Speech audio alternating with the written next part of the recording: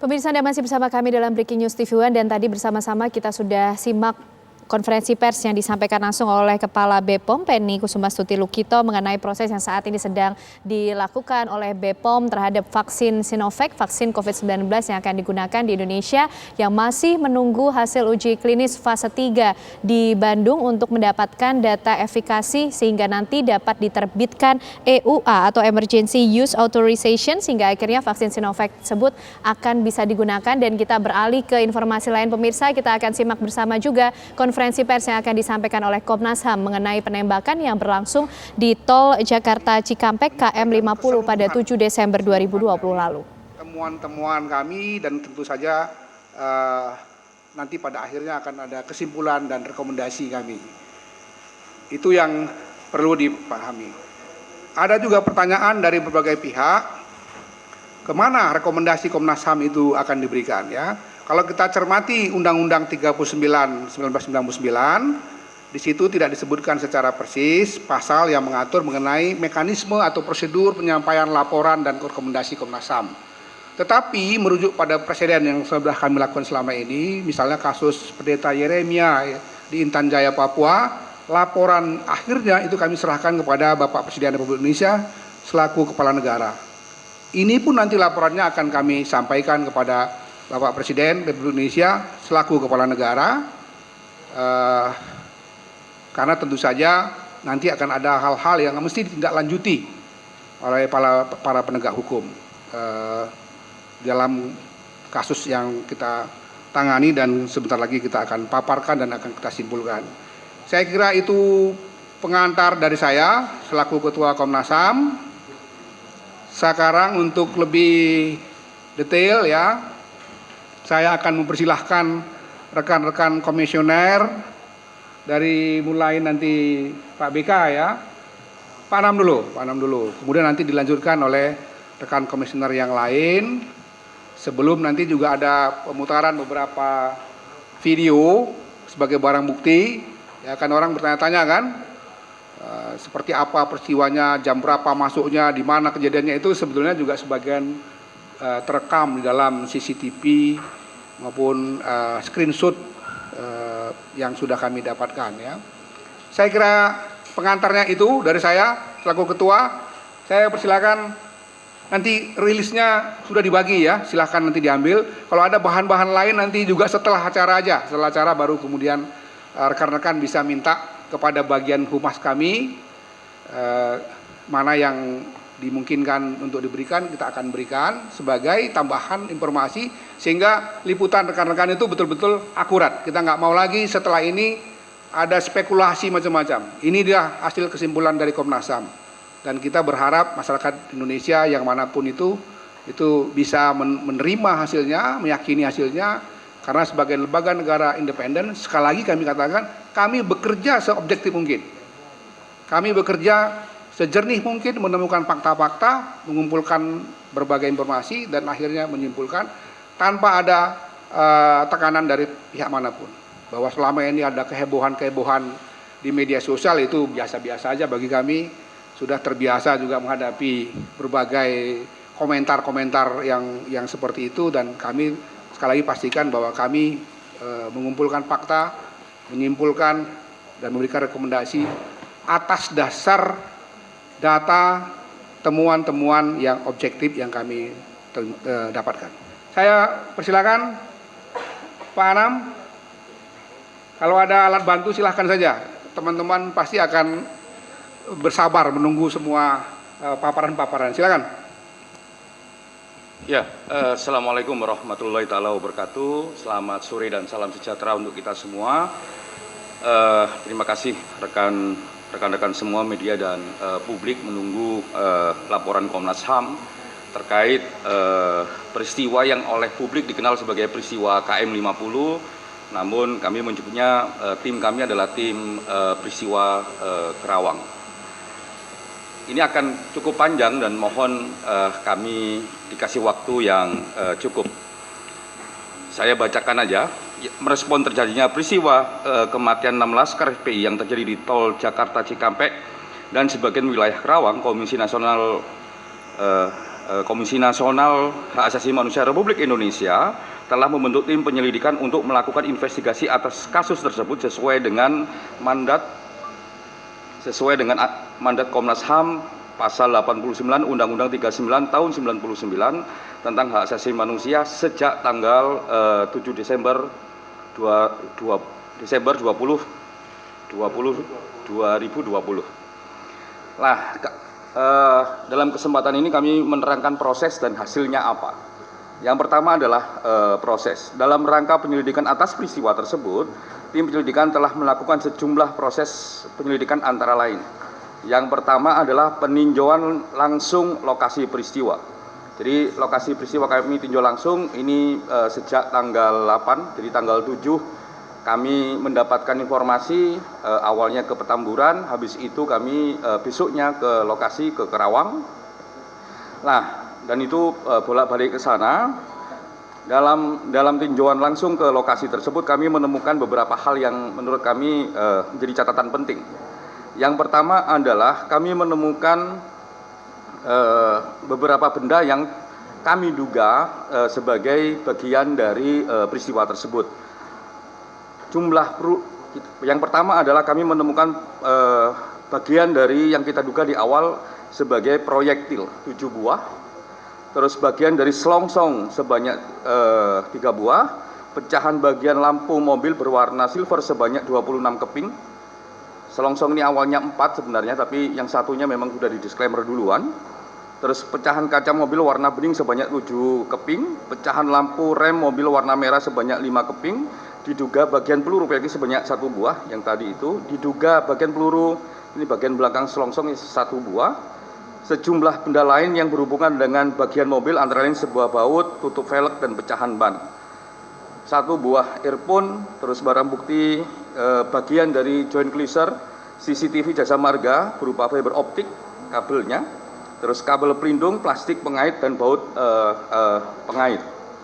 Benda yang dapat diduga sebagai bagian dari bukti dari peristiwa tersebut ditemukan sejumlah titik lokasi antara lain bahu jalan depan sebuah masjid di Kerawang, di Jalan Internasional Kerawang Barat, bahu jalan depan sebuah ruko di Jalan Kerawang Barat, taman jalur putaran kampung budaya Jalan Internasional Kerawang Barat, sepanjang pembatas antara Gapura Kota Kerawang hingga Bundaran Badami, depan Novotel Kerawang, Jalan Internasional Kerawang Barat, dan rest area KM 50 Jakarta Cikampek. Terus didapat sejumlah keterangan saksi, antara lain di daerah Sentul. Jadi kami turun itu tidak hanya di Kerawang, tapi juga di Sentul. Di Sentul yang pertama terdapat sejumlah mobil yang dicurigai melakukan pengintaian sejak beberapa hari sebelum peristiwa tanggal 6 dan tanggal 7 dini hari yang diduga milik petugas. Yang berikutnya terdapat keterangan mobil Laskar FPI merapat ke Sentul dari Petamburan. Terus ditemukan juga di daerah rest area KM 50 antara lain. Yang pertama, terdapat 4 anggota FPI yang masih hidup dan diturunkan dari mobil ke jalan. Terdapat 2 orang yang diduga telah meninggal dengan 1 duduk di mobil dan 1 telah diturunkan ke jalan. Terlihat luka yang diduga merupakan luka tembak. 3, terlihat darah di jalan di depan salah satu warung di rest area KM 50. Terlihat petugas melakukan kekerasan terhadap 4 orang yang masih hidup, memerintahkan jongkok dan tiarap. Kelima, terlihat beberapa bukti yang ditaruh di meja salah satu warung oleh petugas. Keenam, terlihat 4 orang hidup dimasukkan ke mobil lewat pintu belakang dan samping tanpa diborgol. Ketujuh, terdengar perintah petugas untuk menghapus rekaman dan memeriksa handphone. Ke-8, terdengar penjelasan petugas kepada khalayak di situ bahwa peristiwa ini terkait narkoba dan juga terdengar terkait terorisme. Ke-9, terdapat sejumlah petugas yang telah berada di area COVID di area KM 50 sejak pukul 8 malam. Ini sebenarnya petugas COVID.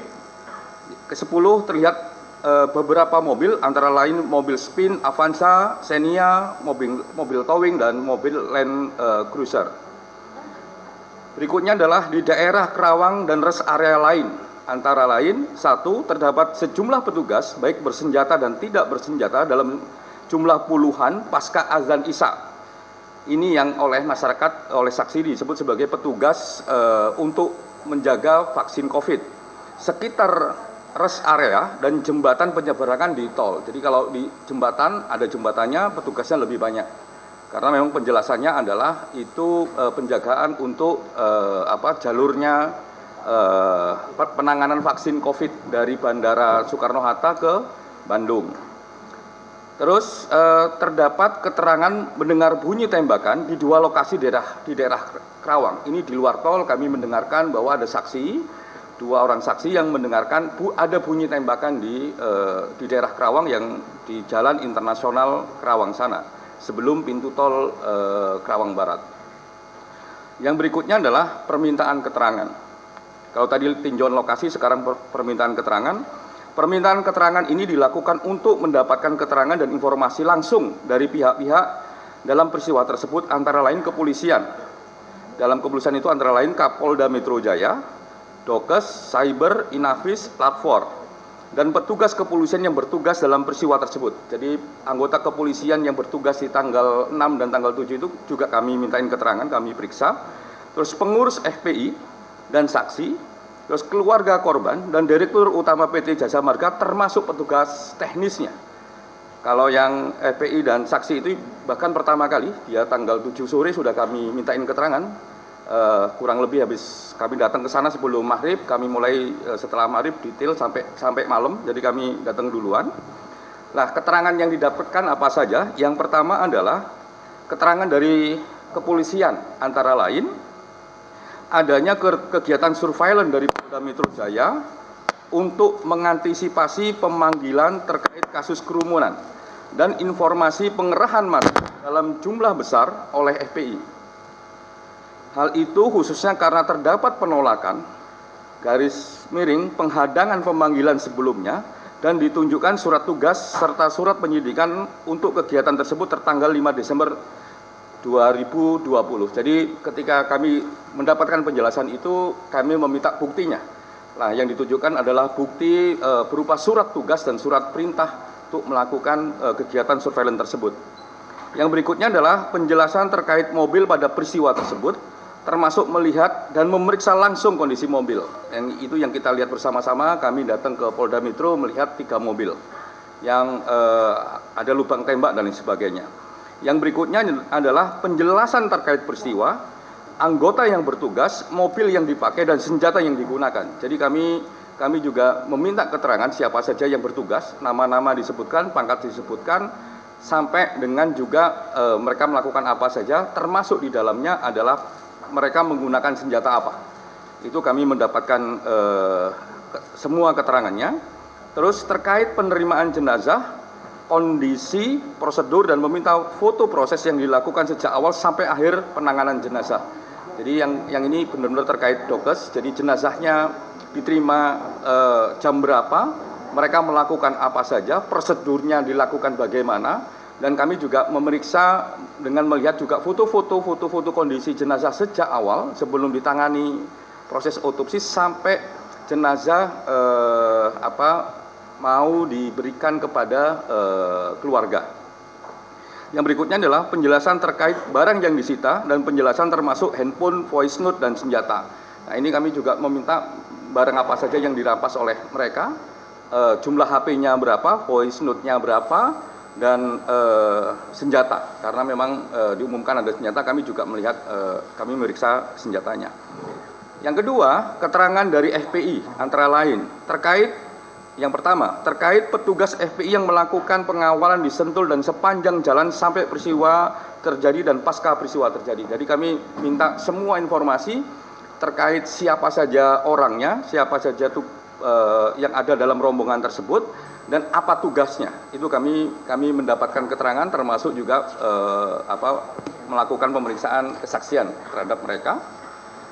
Yang berikutnya adalah yang kedua, terkait pengintaian dan pembuntutan, termasuk di dalamnya terkait sejumlah mobil yang mencurigakan. Karena ada informasi mereka sudah diintai sebelum peristiwa tersebut, nah kami mintain keterangannya. Terus terkait peristiwa pada 4 Desember di Megamendung, Kabupaten Bogor, yang ini lokasinya berbeda, tapi kami juga dikasih informasi terkait itu. Terus terkait penolakan kepemilikan senjata, jadi kami juga tanya apakah betul punya senjata dan lain sebagainya, termasuk senpi. Mereka mengatakan mereka tidak punya senpi, ini keterangan dari FPI. Terus terkait komunikasi dan metode komunikasi yang dilakukan dalam rangkaian peristiwa tersebut. Jadi karena ada voice note, kami nanya bagaimana metode komunikasi selama perjalanan. Itu juga menjadi perhatian kami, apakah hanya pakai HP ataukah pakai alat-alat yang lain, apakah juga hanya pakai grup WA ataukah ada komunikasi langsung GSM dengan GSM. Nah, itu kami tanyain dengan cukup detail. Terus pemberian voice note dan rekaman beserta penjelasannya. Kami juga mendapatkan voice note di samping dari kepolisian, kami juga mendapatkan voice note dari pihak FPI. Bedanya kalau di pihak FPI kami mendapatkan penjelasan. Jadi apa dan bagaimana di lokasi mana mereka melakukan pembicaraan dengan voice note tersebut. Yang ketiga, keterangan keluarga korban antara lain kondisi jenazah ketika diterima oleh keluarganya, informasi keseharian korban, dan harapan akan keadilan. Nah, ini kami mendapatkan keterangan begitu, ini dari keluarga korban. Terus keterangan dari jasa marga dan petugas teknis antara lain. Yang pertama, penyebab tidak fungsinya sejumlah CCTV sebagaimana mestinya, memberikan penjelasan langsung di lapangan dengan menunjukkan kerusakan dan bagaimana kerusakan bisa terjadi. Ini karena di awal-awal ada isu CCTV mati di KM 49-72, makanya ini kita perdalam. Terus penjelasan terkait keikutsertaan dalam pengamanan vaksin COVID-19. Jadi kami yakin bahwa memang ada pengamanan vaksin COVID-19 itu karena yang dilibatkan tidak hanya pasukan, baik kepolisian maupun TNI, tapi juga melibatkan jasa marga. Itu keterangan dari mereka beberapa kali diajak rapat untuk ini. Berikutnya adalah pemberian ribuan video CCTV dan screen capture CCTV. Nanti kami sebutkan berapa jumlahnya. Nah, itu permintaan langsung keterangan. Yang poin C, permintaan dan penerimaan barang bukti. Jadi di samping kami meminta keterangan, kami juga meminta barang bukti. Dan di samping kami meminta, kami juga dikasih secara sukarela. Yang ini penting bagi kami untuk menguji keterangan dan kesesuaian dengan barang bukti. Nah, ini untuk membuat terangnya peristiwa. Yang pertama, kami dapatkan dari FPI dan keluarga korban antara lain voice note sejumlah 105 percakapan. Jadi kami dapat voice note sejumlah 105 percakapan, rekaman pembicaraan. Jadi kami mendapatkan rekaman pembicaraan yang cukup lumayan detail, lengkap, lebih lengkap daripada yang ada di sosial media. Foto mobil yang dicurigai, jadi ketika mereka berargumentasi bahwa ada mobil sebelum peristiwa, kami dikasih foto mobilnya. Terus jejak digital untuk lini masa digital, kami juga dikasih akses untuk itu sehingga kami bisa membuat jejak digital. Terus 32 foto kondisi jenazah pasca diterima keluarga, kami dikasih foto-fotonya. Terus foto-foto terkait peristiwa tanggal 4 Desember, itu kami juga dikasih. Terus pandangan hukum atas peristiwa yang saat ini terjadi, kami juga dikasih. Yang berikutnya adalah dari kepolisian, antara lain sejumlah PowerPoint yang menjelaskan peristiwa. Ini PowerPoint yang isinya Inavis, Lab 4, kedokteran, cyber, disertai dengan berbagai foto, termasuk di sini foto forensik, HP dan sebagainya. Terus voice note yang diperoleh dari HP, dari handphone korban sejumlah, ini voice note-nya yang memang berbeda, FPI 105, kalau dari kepolisian 172 rekaman, dan 191 transkripnya, karena memang ini ada perbedaan. Di voice note itu tidak, di HP itu tidak hanya voice note isinya, tapi juga ada berupa teks.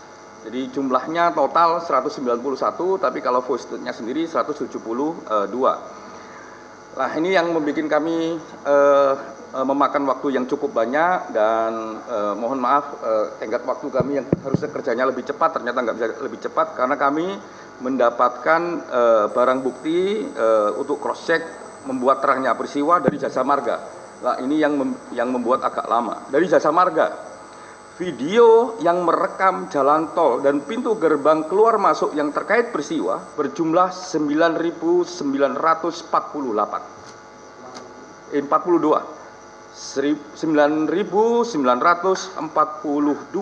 video. Yang berikutnya adalah screen capture dari smart CCTV speed counting atau speed cam sejumlah 137.548 foto. Jadi ini yang beberapa hari terakhir yang memang memakan energi kita banyak untuk tahu sebenarnya apa yang terjadi gitu ya. Jadi lumayan banyak ini fotonya. Terus berikutnya adalah bagian C, proses pemeriksaan dan pengujian barang bukti. Untuk membuat terangnya peristiwa, tim telah melakukan pemeriksaan dan pengujian barang bukti. Ini yang tadi kita dapat semua, kita melakukan pengujiannya. Yang kita dapat baik yang kita peroleh, kita temukan di lapangan, kita mendapatkan dari kepolisian maupun kita mendapatkan dari FPI maupun dari jasa marga, kita melakukan pemeriksaan dan pengujian barang bukti. Yang pertama, kami melakukan uji laboratorium forensik. Dilakukan dengan uji laboratorium forensik lapornya Polri atas permintaan kami. Jadi memang ini pilihannya rada susah. Kalau kita uji di internasional makan waktunya banyak, itu semakin hak publik untuk mendapatkan informasi segera juga nggak akan terpenuhi kayak begini. Terus kami juga cek apakah lapor kita itu memenuhi standar dan lain sebagainya, ternyata memenuhi standar dan menjadi lapor terbaik di ASEAN. Makanya kami beranikan diri, ya udah kita menggunakan lapornya Polri dengan berbagai mekanisme sesuai dengan mekanisme Komnas HAM. Nah, dalam mekanisme tersebut kami dengan pendampingan, akhirnya kami putuskan harus ada ahli yang tahu juga soal senjata, soal metalurgi dan lain sebagainya. Dengan pendampingan ahli dari Pindad, jadi kami undang teman-teman Pindad, kami kirim surat ke direktur, terus kami diberikan kesempatan untuk teman-teman Pindad mendampingi kami, ahli-ahli dari Pindad, dan selama proses kami melibatkan masyarakat sipil khususnya dari NGO yang bergerak di hukum dan HAM. Jadi selama proses pemeriksaan uji balistik ini kami melibatkan mereka.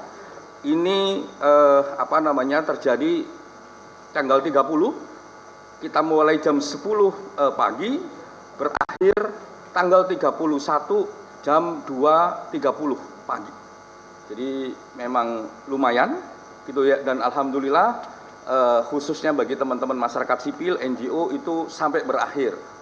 Nah itu yang membuat kami harus terima kasih banyak ke mereka karena di tengah kesibukan mereka semua, mereka masih mau menungguin kami sampai proses itu berakhir.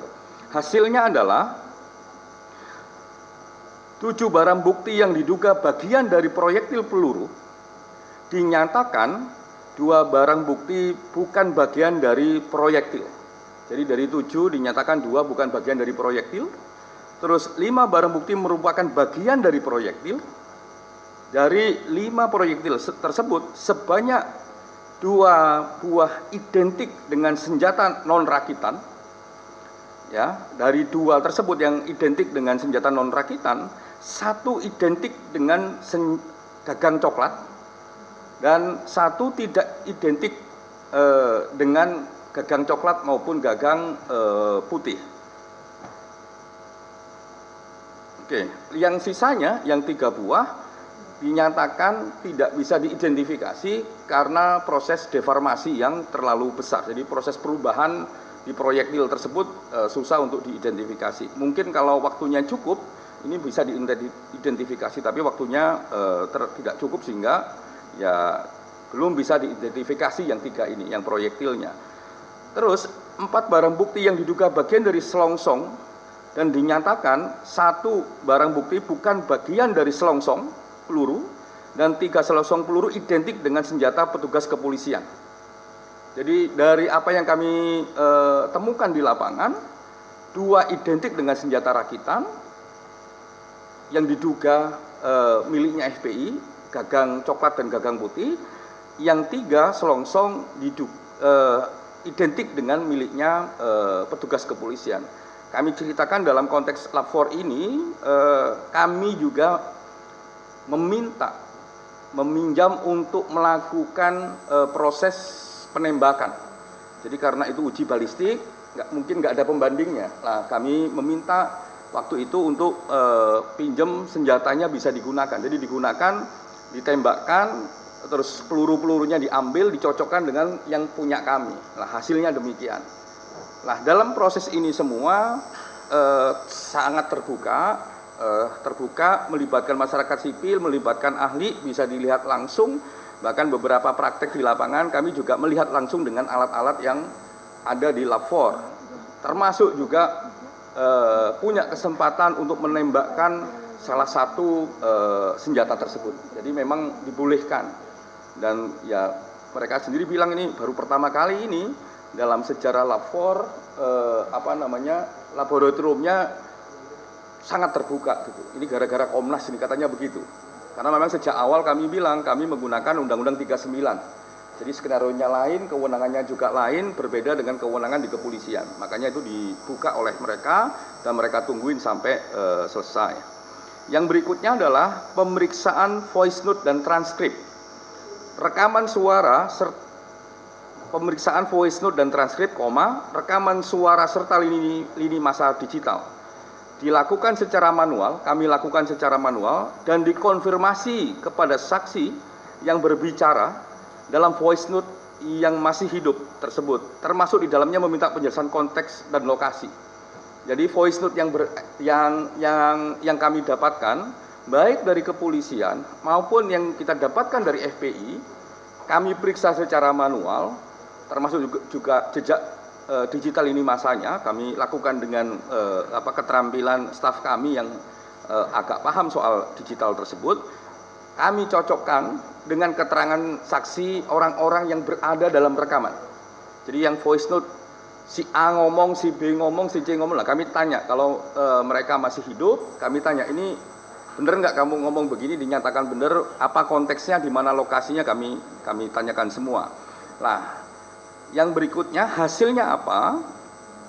Yang pertama adalah mendapatkan skema jalur perjalanan peristiwa dari Sentul sampai ke gerbang tol Kerawang Timur.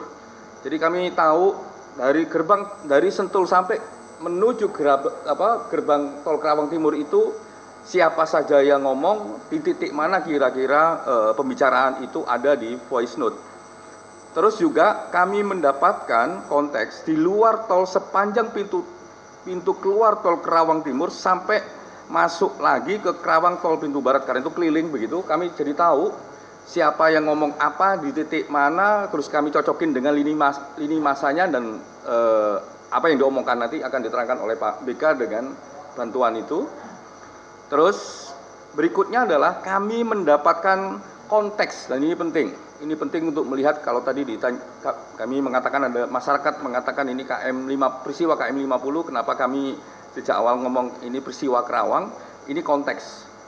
Kami mendapatkan konteks eskalasi dalam peristiwa tersebut, eskalasi ketegangan dan tindakan kekerasan. Pertama, eskalasi rendah. Jadi eskalasi rendah dari Sentul sampai gerbang keluar pintu tol Kerawang Timur. Nanti kita akan tunjukkan videonya oleh Pak BK atau oleh yang lain. Terus konteks kedua adalah eskalasi sedang dari gerbang tol Kerawang Timur sampai menuju flyover Hotel Swiss Bell di Kerawang. Konteks ketiga adalah eskalasi tinggi mulai dari Hotel Swiss Bell Kerawang sampai masuk ke pintu tol Kerawang Barat sampai KM 49 di dalam tol. Jadi itu konteks ketegangan tinggi.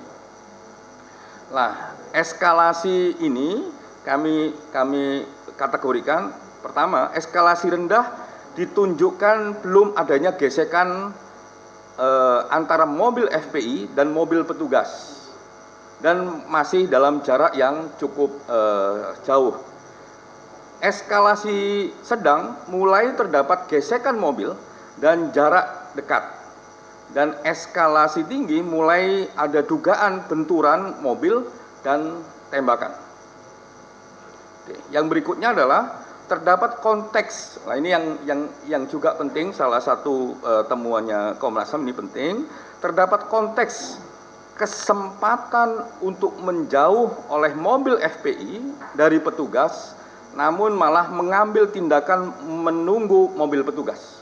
Jadi setelah kami cross check voice note, terus melihat titik-titik di lapangan, terus juga melihat lini massa, salah satu temuannya di samping eskalasi adalah terdapat konteks kesempatan untuk menjauh oleh mobil FPI dari mobil petugas, namun malah mengambil tindakan untuk menunggu mobil petugas tersebut.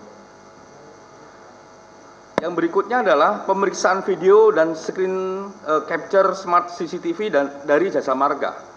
Dilakukan secara manual dengan membandingkan satu titik dengan titik yang lain yang terdapat CCTV, karena CCTV-nya banyak. Jadi kami mendapatkan titik CCTV ini, CCTV yang masih hidup, jadi CCTV yang tidak berfungsi 49 sampai 72, di bawah itu 48 sampai Sentul, itu kami dapat semua, baik yang atas maupun yang bawah, termasuk juga pintu-pintu keluar dan masuk itu kami juga dapat, termasuk di dalamnya gerbang tol pintu Kerawang Timur maupun gerbang tol Kerawang Barat, makanya jumlahnya sangat banyak. Termasuk di dalamnya kami membandingkan dengan lini massa jejak digital yang kami dibukakan akses, termasuk juga kami bandingkan dengan voice note tadi untuk menentukan di mana kira-kira situasinya, termasuk juga kami ngecek beberapa plat nomor mobil itu ke Samsat DKI, terus Samsat Jawa Barat, Banten, dan Jawa Tengah. Jadi kami cek semua itu. Jadi karena ada aplikasi tersebut, kami cek Samsat Samsatnya ya, kurang lebih begitu, paling gampang DKI, terus Jawa Barat, Banten, dan Jawa Tengah.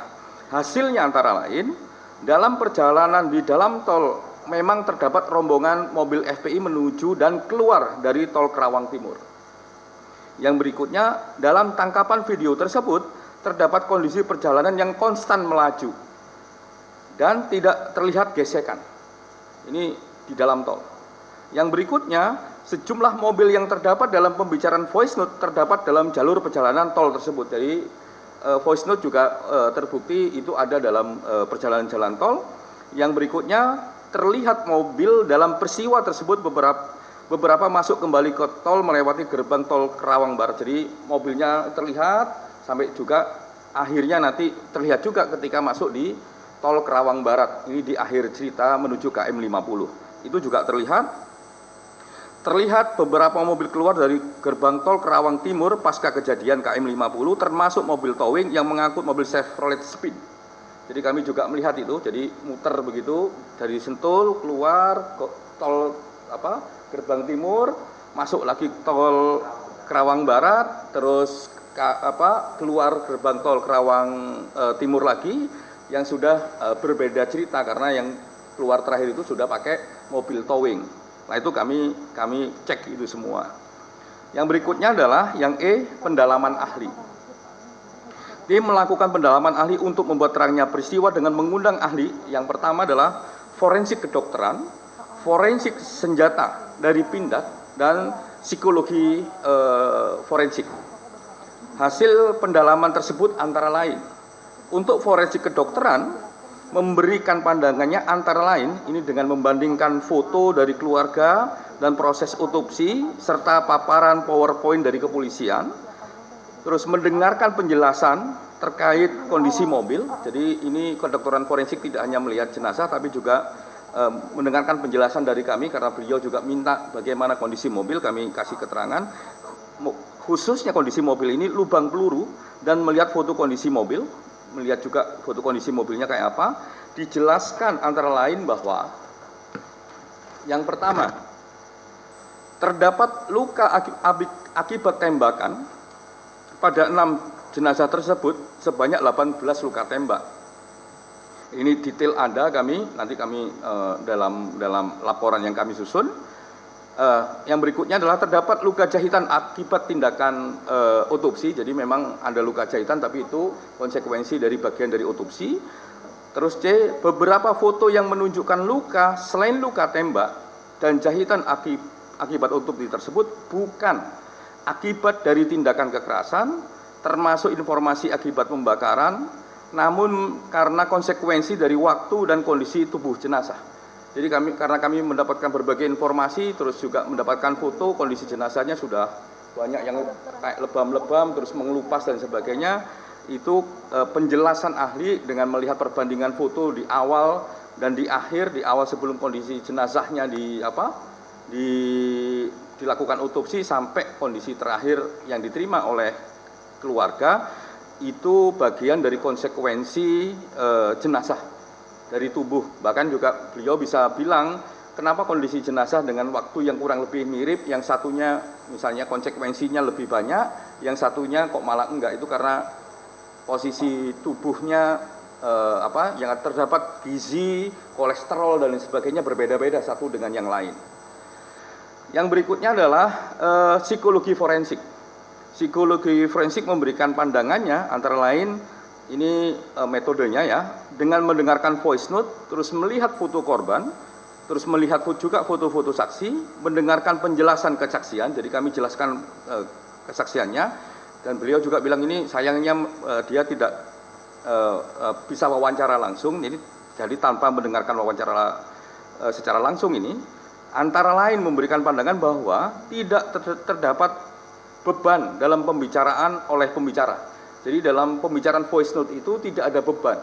Jadi kalau ada ini bebannya ketakutan dan lain sebagainya, enggak, tidak ada beban katanya dalam pembicaraan tersebut oleh pembicara dalam voice note. Terdapat baseline persiapan untuk bertahan dan melawan. Jadi karakter dasar dari pembicaraan tersebut adalah baseline-nya bertahan dan melawan. Nah, itu yang inti dari penjelasan detail-detail nanti akan kami sampaikan dalam laporan. Yang ketiga adalah ahli senjata dari Pindad.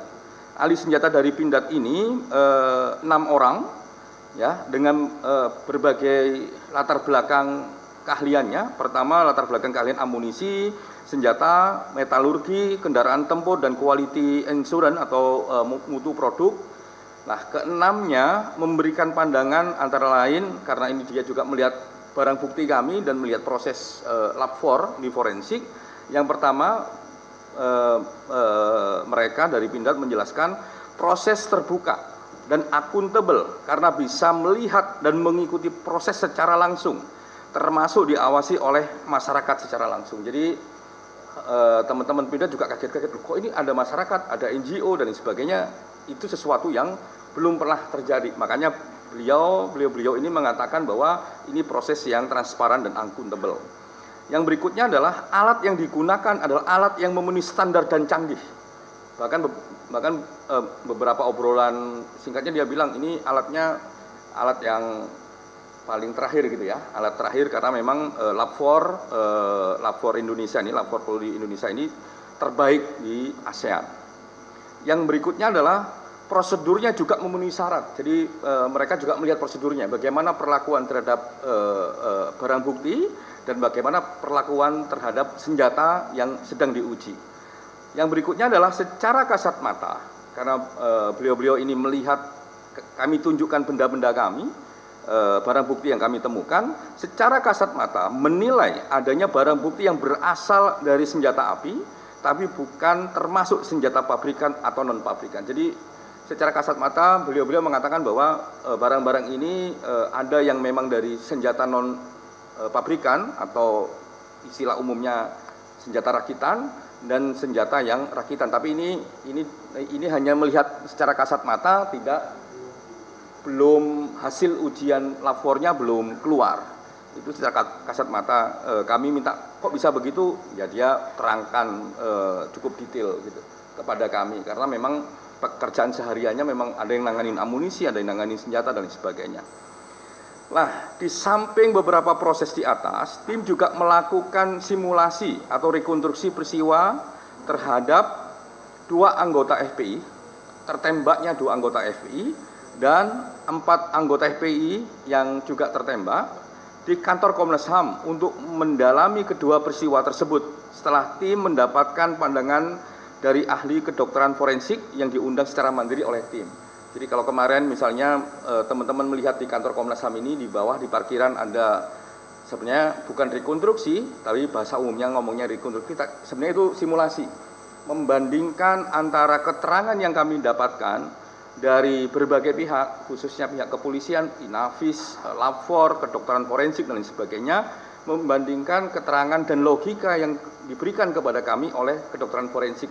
Makanya kami panggil mereka untuk melakukan rekonstruksi.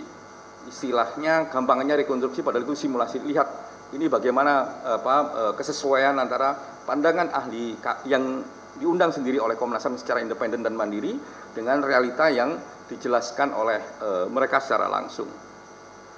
Nah, apa hasilnya dari semua yang kita lakukan di awal mengunjungi tempat sampai menguji dengan ahli ini? Substansi fakta temuan secara singkat sebagai berikut. Ini temuan fakta secara singkat sebagai berikut.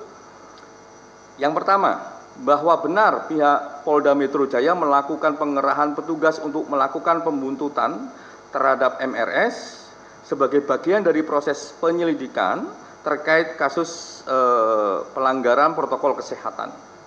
Hal tersebut dibuktikan dengan adanya surat tugas terhadap sejumlah anggota Dirkrimsus Polda Metro Jaya tertanggal Dirkrimum Polda Metro Jaya tertanggal 5 Desember 2020 untuk melakukan pembuntutan terkait keberadaan MRS tersebut.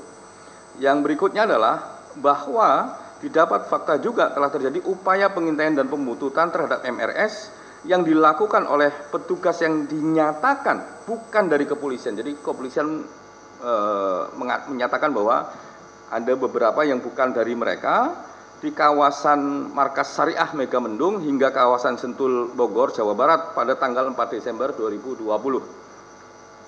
Yang Megamendungnya, yang Sentulnya sejak tanggal 4 itu ada sampai perjalanan ke Kerawang.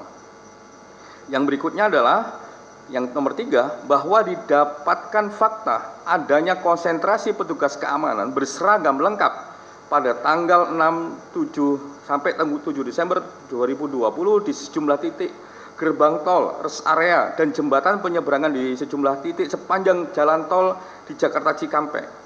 Namun berdasarkan hasil penyelidikan Komnas HAM dipastikan bahwa konsentrasi petugas bersenjata lengkap tersebut dalam rangka proses pengawalan terhadap iringan rombongan pembawa vaksin COVID-19 dari Bandara Soekarno-Hatta menuju Bio Farma Bandung. Jadi sebenarnya nggak ada kaitannya, kebetulan saja. Bahkan beberapa yang di jembatan itu masyarakat mengatakan ya ini petugasnya biasa-biasa saja mas, ngajak guyon, menerangkan dan lain sebagainya. Yang 4, terkait dengan sejumlah CCTV jasa marga yang tidak berfungsi dengan baik, pada tanggal kejadian tim penyelidik telah melakukan pemeriksaan terhadap sejumlah saksi dan melakukan pemeriksaan langsung ke titik lokasi dan menemukan fakta bahwa telah terjadi kegagalan pengiriman rekaman gambar CCTV melalui server akibat putusnya fiber optik di dalam sebuah joint closure CCTV sehingga menyebabkan tidak berfungsinya CCTV mulai dari KM 49 sampai KM 72 tol Jakarta Cikampek sebagaimana mestinya. Ini kami periksa sendiri beberapa kali, jasa marga lebih dari 5 kali kami periksa untuk memastikan ini. Yang berikutnya nomor 5, bahwa didapat fakta berdasarkan keterangan saksi-saksi dari hasil analisa rekaman CCTV dan analisis rekaman percakapan, voice note, teridentifikasi sejumlah kendaraan roda 4 yang diduga melakukan pembuntutan terhadap MRS dan rombongan sejak dari kawasan Sentul, Bogor, hingga tanggal 7 Desember dini hari dengan detail keterangan sebagai berikut. Antara lain, Avanza hitam dengan nomor polisi B1739 PWK, Avanza warna silver dengan nomor polisi B1278 KJD, mobil petugas dengan nomor polisi B1542 POI, terus Avanza warna silver dengan nomor polisi K9143EL, Xenia warna silver dengan nomor polisi B1519 UTI, terus Land Cruiser ini nomornya belum teridentifikasi. Land Cruiser gede ini sendirian, gede jadi mendapatkan perhatian baik dari saksi maupun dari pihak yang lain. Terus bahwa benar kendaraan jenis Avanza Silver K914EL Xenia, Xenia B159UT dan B1542 POI serta Land Cruiser diakui sebagai kendaraan petugas polisi yang pada tanggal kejadian sedang melakukan pembuntutan terhadap MRS. Kalau yang Land Cruiser itu terakhir saja, dia datang keterangannya datang cuman pendek, dia nggak terekam dalam CCTV juga. Terus sedangkan untuk kendaraan jenis Avanza B1739PWK dan B1278 KJD yang menurut keterangan saksi dan hasil identifikasi rekaman CCTV serta analisis rekaman percakapan terlihat aktif dalam pembuntutan terhadap rombongan MRS. Mobil ini tidak diakui sebagai mobil milik petugas Polda Metro Jaya yang sedang melaksanakan tugas pembuntutan tersebut. Jadi keberadaan mobil ini ada, terekam dalam video dan terekam dalam screen capture yang kami miliki, yang diberikan oleh Jasa Marga. Terus terdapat beberapa kendaraan lainnya yang telah diidentifikasi oleh tim penyelidik, diduga juga menggunakan plat tertangkap kamera CCTV melalui bagian belakang rombongan MRS, namun belum dapat dipastikan apakah dalam rangka melakukan pembuntutan ataukah tidak. Karena memang dalam voice note juga nggak dibicarakan, dalam ketika keluar dari gerbang tol pintu timur juga tidak terdapat keterangan apapun. Yang berikutnya nomor 6, bahwa kronologi singkat peristiwa meninggalnya 6 anggota Laskar FPI dilatar belakangi adanya kegiatan pembuntutan MRS yang secara aktif dimulai sejak tanggal 6, tanggal 7 Desember di saat rombongan MRS bersama sejumlah pengawal berjumlah 9 unit kendaraan roda 4 bergerak dari perumahan The Nature Mutiara Sentul di sebuah tempat di Kabupaten Karawang, Jawa Barat. Adapun kronologi singkat dijelaskan sebagai berikut. Yang pertama, mobil rombongan MRS dibuntuti sejak keluar gerbang tol perumahan, masuk ke gerbang tol Sentul Utara 2, hingga tol Cikampek dan keluar tol Karawang Timur. Pergerakan iringan mobil masih normal, meskipun saksi FPI mengatakan adanya manuver masuk ke rombongan. Versi polisi mengaku hanya sesekali maju mendekat dari jalur kiri tol untuk memastikan bahwa target pembuntutan berada dalam iringan mobil. Jadi pengakuan FPI dalam keterangannya ngomong kalau ada itu, tapi kalau polisi mengatakan cuma melihat aja, nggak, dan di rekaman video itu tidak ada penyalipan sebenarnya. Terus rombongan keluar pintu tol Karawang Timur dan tetap diikuti oleh beberapa kendaraan yang melakukan pembuntutan. Sebanyak 6 mobil rombongan MRS melaju lebih dulu dan meninggalkan 2 mobil pengawal lainnya. Jadi yang keluar gerbang tol pintu Karawang Timur itu 8, yang 6 melaju duluan, yang 2 itu ditinggal, yaitu mobilnya Den Mandar, mereka sebut begitu, itu Avanza Silver, dan mobilnya Laskar khusus itu Chevrolet Spin, untuk tetap menjaga agar mobil yang membuntuti tidak bisa mendekati mobil HRS dan rombongan. Yang berikutnya, kedua mobil FPI tersebut berhasil membuat jarak dan memiliki kesempatan untuk kabur dan menjauh, namun mengambil tindakan untuk menunggu. Akhirnya mereka bertemu kembali dengan mobil petugas K9143EL serta 2 mobil lainnya, yaitu B1278 KJD dan B1739PWK. Jadi bertemu kembali mereka pada akhirnya karena ditunggu. Yang berikutnya adalah bahwa 2 mobil pengawal MRS dan Denmadar dan Laskar khusus yang masing-masing berisi 6 orang melewati sejumlah ruas jalan dalam kota Karawang dan turut diikuti oleh 3 mobil pembuntut. Mereka antara lain melewati Jalan Klari, melewati Jalan Raya Pantura, Surukonto, Jalan Ahmad Yani, Jalan Tarumanegara, Jalan Internasional Karawang Barat, hingga kembali menuju gerbang tol Karawang Barat. Berikutnya, bahwa didapat fakta telah terjadi kejar-mengejar, saling serempet dan saling seruduk, serta berujung saling serang dan kontak tembak antara mobil Laskar Khusus FPI dengan petugas. Terutama sepanjang Jalan Internasional Kerawang Barat diduga hingga sampai 40 km 49 dan berakhir di KM 50 tol Jakarta Cikampek. Berikutnya bahwa di KM 50 tol Cikampek 2 anggota Laksus ditemukan dalam kondisi meninggal, sedangkan 4 lainnya masih hidup dan dibawa dalam keadaan hidup oleh petugas kepolisian. Terdapat pula informasi di KM 50 terdapat pula informasi adanya kekerasan, pembersihan darah, pemberitahuan bahwa ini kasus narkoba dan terorisme, pengambilan CCTV di salah satu warung, dan perintah penghapusan dan pemeriksaan handphone masyarakat di sana. Jadi ini yang juga terakhir kami dapatkan.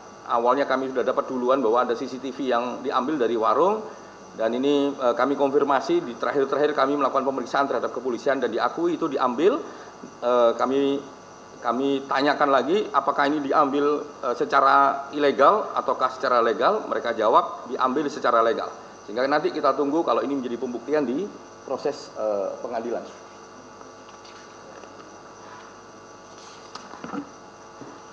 Oke. Berikutnya adalah petugas mengaku mengamankan sejumlah barang bukti berupa 2 buah senjata rakitan jenis revolver gagang coklat dan putih, sebilah samurai, sebilah pedang, celurit, dan sebuah tongkat kayu runcing. Bahwa 4 anggota Laksus tersebut kemudian ditembak mati di dalam mobil petugas saat dalam perjalanan dari KM 50 ke atas menuju Polda Metro Jaya, dengan informasi hanya dari petugas kepolisian tunggal gitu ya informasinya, yang terlebih dahulu telah terjadi upaya melawan petugas yang mengancam keselamatan diri sebagai diambil tindakan tegas dan terukur. Informasi ini oleh tim Komnas HAM tidak mendapatkan informasi kecuali informasinya dari petugas kepolisian. Kami tegaskan informasi dari petugas kepolisian. Nah, dari pokok-pokok kronologi tersebut, pokok-pokok temuan fakta singkat tersebut, pada pokoknya peristiwa di atas adalah yang pertama, bahwa terjadi pembuntutan terhadap MRS oleh Polda Metro Jaya merupakan bagian dari penyelidikan kasus pelanggaran terhadap protokol kesehatan yang diduga dilakukan oleh MRS. Yang berikutnya, terdapat pengintaian dan pembuntutan di luar petugas kepolisian. Yang ketiga, bahwa terdapat 6 orang meninggal dunia dalam 2 konteks peristiwa yang berbeda. Yang pertama, insiden sepanjang Jalan Internasional Kerawang Barat sampai diduga mencapai KM 49 tol Cikampek yang menewaskan 2 orang laskar FPI. Substansi konteksnya merupakan peristiwa saling serempet antar mobil dan saling serang antar petugas dan laskar FPI, bahkan dengan menggunakan senjata api. Yang berikutnya, sedangkan terkait peristiwa KM 50 sampai ke atas, terdapat 4 orang yang masih hidup dalam penguasaan petugas resmi negara yang kemudian juga ditemukan tewas, maka peristiwa tersebut merupakan bentuk dari peristiwa pelanggaran hak asasi manusia. Ini catatannya, penembakan sekaligus terhadap 4 orang dalam satu waktu tanpa ada upaya lain yang dilakukan untuk menghindari semakin banyaknya jatuh korban jiwa mengindikasikan adanya tindakan unlawful killing terhadap 4 orang anggota Laskar FPI. Jadi ini ada berbeda, 2 karena ada ketegangan, ada serempet-serempet, benturan-benturan antar mobil sampai tembak menembak dan berujung pada 2 orang yang meninggal. Kalau yang 4 ya di dalam penguasaan petugas resmi negara yang pada akhirnya meninggal, yang 4 ini kita sebut sebagai peristiwa pelanggaran hak asasi manusia. Rekomendasinya, berdasarkan kesimpulan yang telah dirumuskan, tim penyelidik Komnas HAM merekomendasikan beberapa hal sebagai berikut. Yang pertama, peristiwa tewasnya 4 orang anggota Laskar FPI merupakan kategori dari pelanggaran HAM. Oleh karenanya, Komnas HAM merekomendasikan kasus ini harus dilanjutkan ke penegakan hukum dengan mekanisme pengadilan pidana guna mendapatkan kebenaran material lebih lengkap dan menegakkan keadilan. Jadi ini tidak boleh hanya dilakukan dengan internal, tapi harus dengan penegakan hukum dengan mekanisme pengadilan pidana. Yang berikutnya, mendalami dan melakukan penegakan hukum terhadap orang-orang yang terdapat dalam 2 mobil Avanza hitam B1278 PWK dan Avanza Silver B1278 KJD. Oh, ini salah nih. Sorry. Ini yang Avanza hitam itu 1759 PWK dan Avanza Silver B1278 KJD. Ini typo ya. Yang berikutnya adalah mengusut lebih lanjut kepemilikan senjata api yang diduga digunakan oleh Laskar FPI. Yang keempat, meminta proses penegakan hukum akuntabel, objektif, transparan sesuai dengan standar hak asasi manusia. Nah, demikian laporan dari tim. Terima kasih. Terima kasih Pak Khairul Anam selaku Ketua Tim. Yang tadi saya katakan Saudara Khairul Anam ini adalah Komisioner Komnas HAM yang membidangi pemantauan dan penyelidikan. Jadi sejalan dengan Undang-Undang 39 1999, salah satu mandat Komnas HAM melakukan pemantauan dan penyelidikan manakala ada dugaan pelanggaran HAM, maka Saudara Anam lah yang kemudian memimpin tim bersama anggota-anggota dari staf Komnas HAM. Nah, untuk memperjelas konteks lebih luas ya, karena ini peristiwanya kan tidak gampang untuk dipahami penjelasan dari itu. Jadi kita akan meminta lagi keterangan tambahan, nanti disampaikan oleh Pak BK, dilanjut oleh Pak Amiruddin Al-Rahab, supaya publik semua, terutama media massa, lebih jelas dalam memahami konteksnya. Jadi penjelasan Pak Anam tadi akan diperjelas juga. Mungkin ada beberapa nanti video ya, foto capture yang tadi 130-an ribu itu, nanti kita tampilkan beberapa untuk semua pihak bisa paham mengapa kemudian kami menyimpulkan peristiwa ini seperti tadi yang disampaikan, 2 seperti apa, kemudian 4 itu seperti apa, yang kemudian kami sebut sebagai unlawful killing gitu ya. Dan rekomendasinya seperti apa juga. Saya persilakan Pak BK, mohon bersabar ya, karena memang ini peristiwanya penting, waktu yang diperlukan memang agak panjang, supaya semua bisa memahami sekuen demi sekuen kenapa kita menyimpulkan peristiwa ini seperti yang tadi disampaikan oleh Saudara Khairul Anam. Silakan Pak BK. Ya, terima kasih Pak Ketua. Selamat sore kawan-kawan semua. Terima kasih sudah menunggu dan kemudian juga menyimak apa yang tadi disampaikan oleh Pak Anam. Saya menambahkan sebenarnya apa yang tadi disampaikan Pak Khairul Anam, menampilkan beberapa footage video yang kami dapatkan dari CCTV dari Jasa Marga maupun juga dari sumber lain. Semoga ini memperjelas konteks peristiwanya dan juga membuat terang seperti apa jalannya peristiwa tersebut. Begitu. Nah, ini ada tampilan di layar. Saya kira kita mulai saja dan kami mohon mungkin juga agak tenang karena juga kami akan tampilkan beberapa potongan voice note, begitu, voice note. Saya berdiri ya.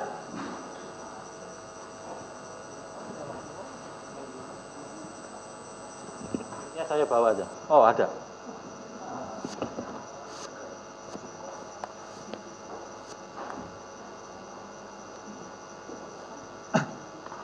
Silakan Arif.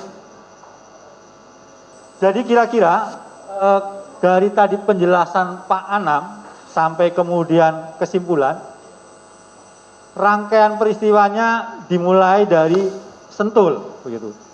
Dari Mutiara Sentul terus masuk ke tol, terus Jor ini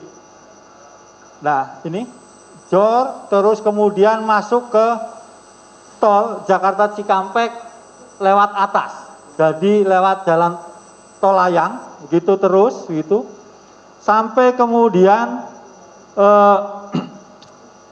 keluar di pintu tol Kerawang Timur. Ini tadi yang kemudian menyusuri jalan raya di kota Kerawang, terus kemudian masuk lagi lewat gerbang tol Kerawang Barat, terus kemudian terhenti di kilometer 50 di rest area. Kira-kira itu konteks peristiwa secara keseluruhan. Berikutnya.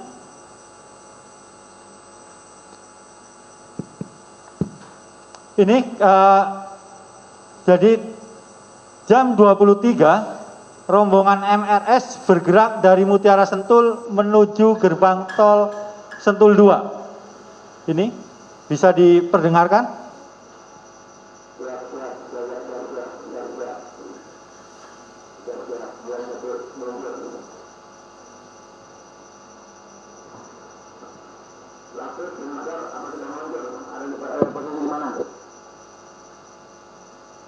Oke, jadi ini jelas. Terus kemudian pada rem Jati Asih 2 pukul 23.36.25 sampai 23.3658 terlihat beberapa mobil yang dimulai dengan Avanza putih dalam jarak berdekatan memasuki jalan tol Jakarta Cikampek pada on rem tol Jati Asih.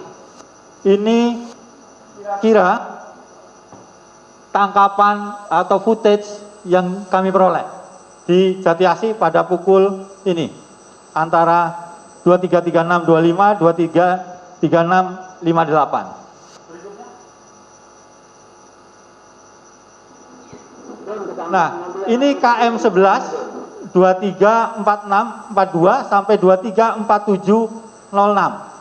Mobil-mobil tersebut terus beriringan sudah masuk pada tol Jakarta Cikampek elevated dalam waktu yang berdekatan.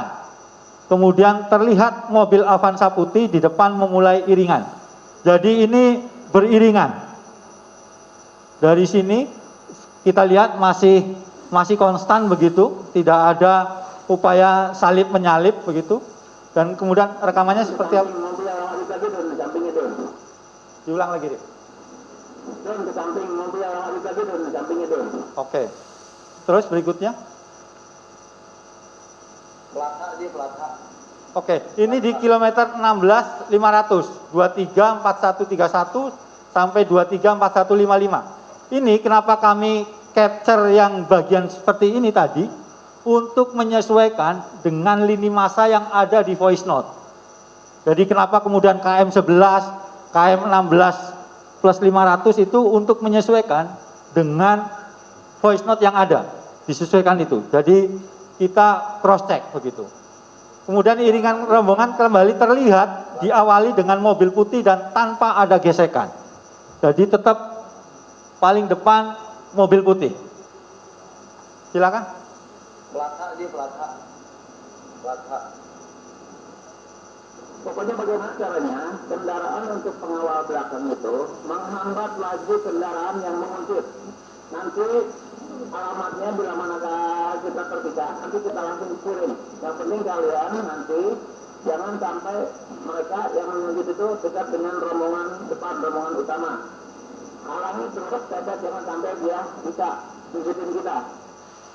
Artinya dari voice note yang ada memang ada komunikasi dan kemudian ada yang menginstruksikan bagaimana kemudian mobil-mobil pengawal itu untuk bertindak.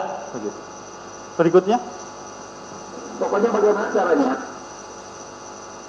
Ini kilometer 24 di pukul 23.46.42 sampai 23.47.05 masih di atas. Iringan mobil terlihat juga dimulai dengan mobil Avanza putih dan diikuti mobil berikutnya tanpa ada gesekan. Jadi konstan, mobil Avanza putih selalu yang paling depan. Avanza putih yang pakai plat nomor ada simbol warna biru. Jadi ya, sorry ini stop dulu deh.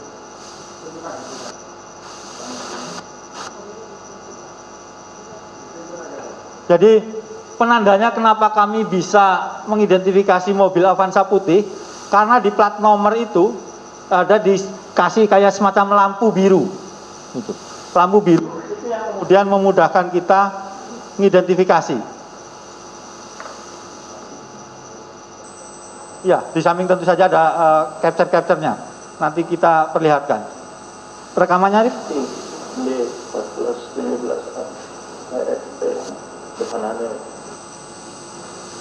Terus, Rif? Begitu terus? Itu putih, nomor putih, Oke, terus? Nah, awasin Pajero putih tuh, Bang Egi. Bentar. Nanti Bang Egi, Pajero putih. Dari tadi dia mepet kali juga tuh. Rada-rada ngeliatin. oke. Jadi dalam rekaman ini sudah kemudian hujan dan iringan rombongan terlihat melaju cukup cepat dengan diawali Avanza putih sampai pada mobil Avanza Silver terlihat tidak ada gesekan. Jadi kami menyaksikan dari Avanza putih pertama sampai Avanza Silver paling belakang itu tidak ada gesekan. Ini tetap ada di atas jalan tol. Rekamannya, Arif? Awasin Pajero putih tuh, Bang Egi. Sebelah kanan ente, Bang Egi. Pajero putih. Dari tadi dia mepet kali juga tuh. Rada-rada ngeliatin. Oke, terus? Ini di kilometer 44 juga tetap Avanza putih tetap berada di depan iringan rombongan, tetapi tidak terlihat adanya pergesekan. Ini jamnya, waktunya disesuaikan dengan yang di sini. Jadi yang ada di footage CCTV di atas. Terus rekamannya.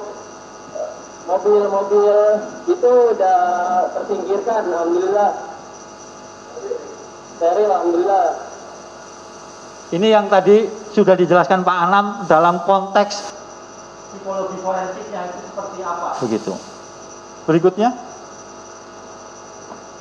Untuk Di kilometer 48 dalam rekaman terlihat hujan dan gelap. Mobil-mobil tersebut terus melaju dengan dalam jarak berdekatan sampai pada turunan elevated di kilometer 48 dengan dimulai mobil Avanza putih.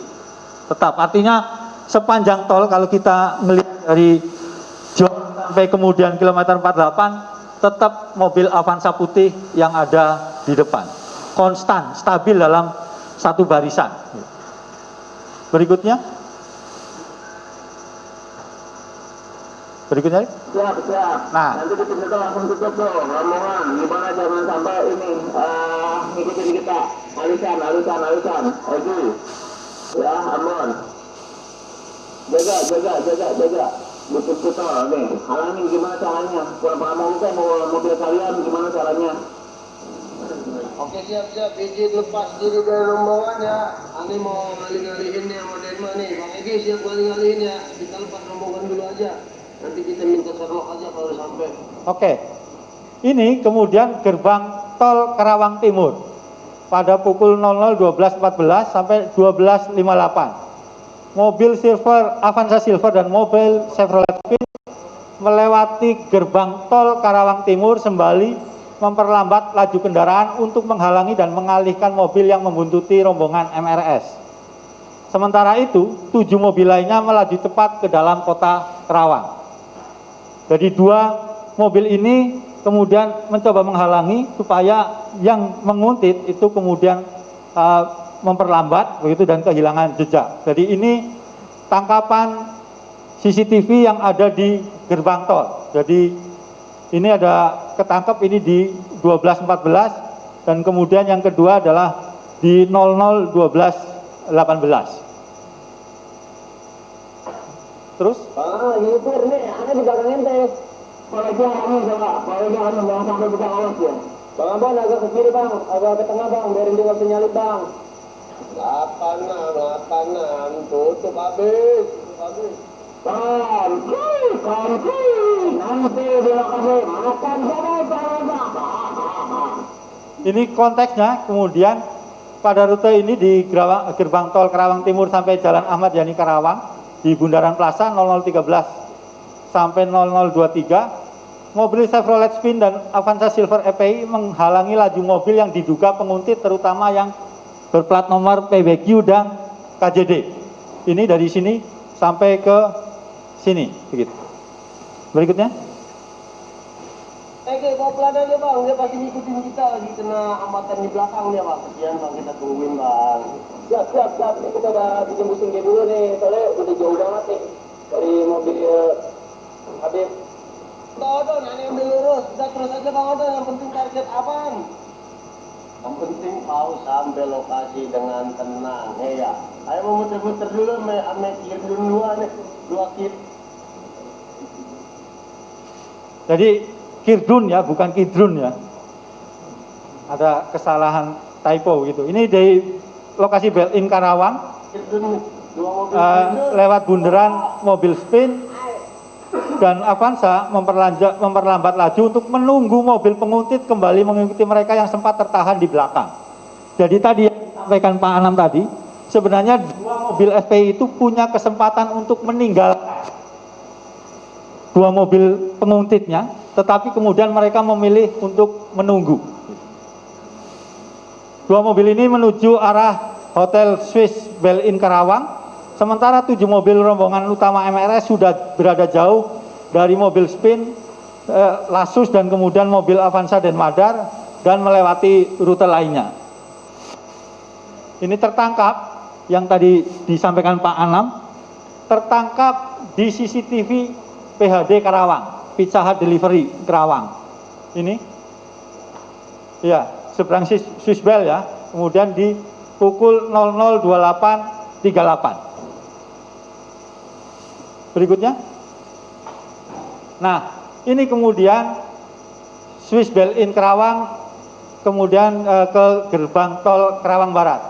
Memasuki jalan layang Ahmad Yani dari depan Hotel Swiss Bell-in Karawang sampai gerbang tol Karawang Barat terjadi eskalasi yang tinggi antara mobil Spin Lexus dan mobil Avanza dan Madar dengan mobil penguntit. Hal sebagaimana temuan berupa ini, dikecilin lagi. Nah, ini pecahan kap mobil di Masjid Al-Gamar, ada proyektil di depan toko bangunan Mega Material, proyektil dan selongsong di, kecilin lagi. Di Taman Jalur Putar Balik proyektil dan selongsong di seberang Hotel Novotel Karawang, proyektil di Jembatan Badami. Ini, Arif, yang diklik barang buktinya. Ini kira-kira area temuan barang bukti dari Komnas HAM. Jadi ini yang kemudian membuktikan memang ada eskalasi tinggi, ada gesekan. Dan kemudian ada juga saling tembak di situ. Ini di sini, terus kemudian kecilin lagi nih. Chevrolet Spin dikejar oleh mobil penguntit. Berikutnya. Ini di 00.33.38 sampai 34.36. Avanza Silver B20 Uli melewati gerbang tol Karawang Barat. Kemudian truk putih yang berhasil dilewati oleh Avanza Silver dan menahan laju mobil Spin.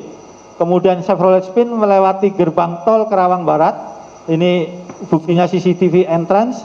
Terus kemudian mobil petugas menyusul mobil Spin dan berhasil mendekati di tikungan melalui sisi kanan mobil di area terowongan tikungan yang mengarah ke KM 48. Ini penjelasannya dari ini gerbang tol Karawang Barat. Kemudian Chevrolet Spin dikejar oleh mobil penguntit itu di sini. Ini ada sedikit tambahan keterangan kenapa juga tadi seperti Pak Anam agak lama mencocokkan antara setting waktu antara gerbang tol CCTV di gerbang tol Karawang Barat yang masuk dengan kemudian yang mau ke Jakarta begitu. Jadi ini ada perbedaan setting waktu begitu. Nggak tahu ini apakah karena pengaruh baterai atau yang lain, kita tidak tahu, tapi ada perbedaan waktu antara CCTV gerbang tol Karawang Barat yang masuk dan yang keluar itu sekitar 12 menit. Ini yang kemudian juga harus dicocokkan secara manual. Ini buktinya di sini. Berikutnya. Sudah habis ya? Kira-kira seperti itu kalau kita melihat dari rangkaian CCTV.